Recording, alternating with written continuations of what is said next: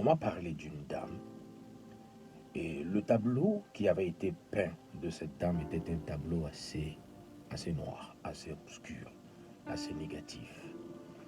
Un tableau qui ne donnait pas envie, un tableau qui vous pousserait déjà dans l'immédiat lorsque vous le voyez à vous détourner de cette personne, à vous détourner de, de, de, de la vie de cette personne.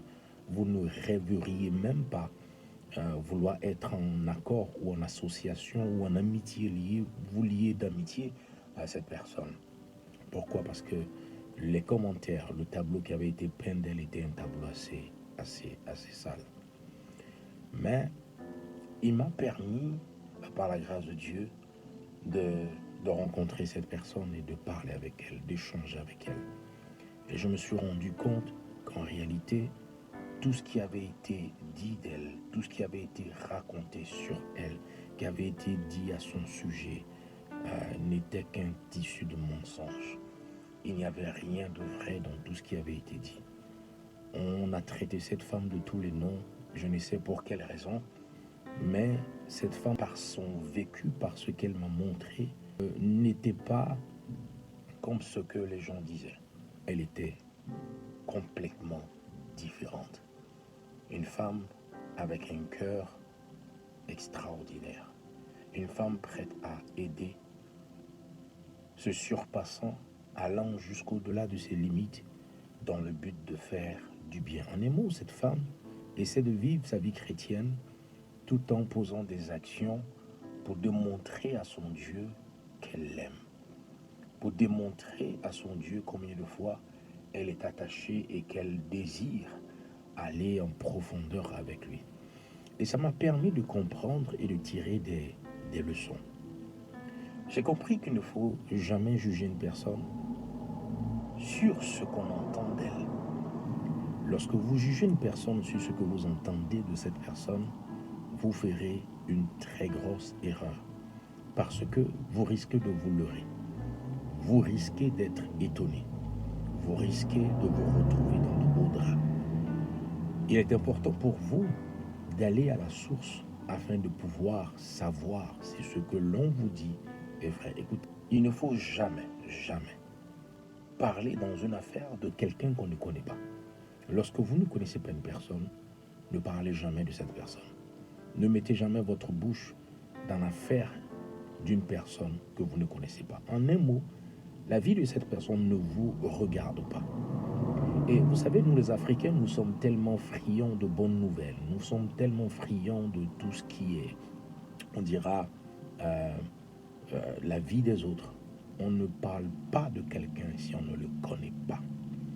Si vous ne connaissez pas une personne, ne parlez pas de cette personne. Vous ferez de graves erreurs. Et vous savez, il y a des personnes de qui on ne parle pas. Il y a des personnes qui se sont fermées des portes, qui se sont fermées des opportunités parce qu'elles ont pris le soin de parler de d'autres personnes qu'elles ne connaissaient pas. Je prendrai même le cas de notre corporation. Beaucoup de serviteurs de Dieu et de servantes de Dieu prennent le temps de s'asseoir et de parler de d'autres serviteurs de Dieu sans les connaître. En un mot, parler mal de ces personnes, comme si elles vivaient avec ces personnes. Vous ne vivez pas avec la personne, mais cependant, c'est vous qui savez tout des autres. Vous savez, en réalité, chacun d'entre nous cache dans sa vie un cadavre. Chacun a son cadavre dans son placard. C'est pas parce que le cadavre de ton voisin a commencé à puer que cela voudrait dire que toi, ton cadavre ne puera jamais. Son cadavre pue parce que certainement la porte de son placard est entrouverte. Mais tout compte fait, un cadavre, il pue. Qu'est-ce que cela voudrait signifier? Nous avons tous des choses que nous cachons. Nous avons tous des secrets. Je disais une fois qu'on ne lave pas avec de l'eau sale. La majeure partie du temps, nous voulons laver les autres avec de l'eau sale. Lorsque je cherche à parler d'une personne que je ne connais pas, lorsque je critique une personne que je ne connais pas, je cherche à laver cette personne avec de l'eau sale. Parce que lorsque je critique cette personne et que ma vie elle-même n'est pas conforme aux choses de Dieu, ma vie elle-même n'est pas conforme à la vie en général, cela voudrait tout simplement dire que je suis en train de vouloir laver une personne avec de l'eau sale. On ne lave pas avec de l'eau sale, mais on lave avec de l'eau propre. Cherchez à vous laver premièrement avant de vouloir laver les autres.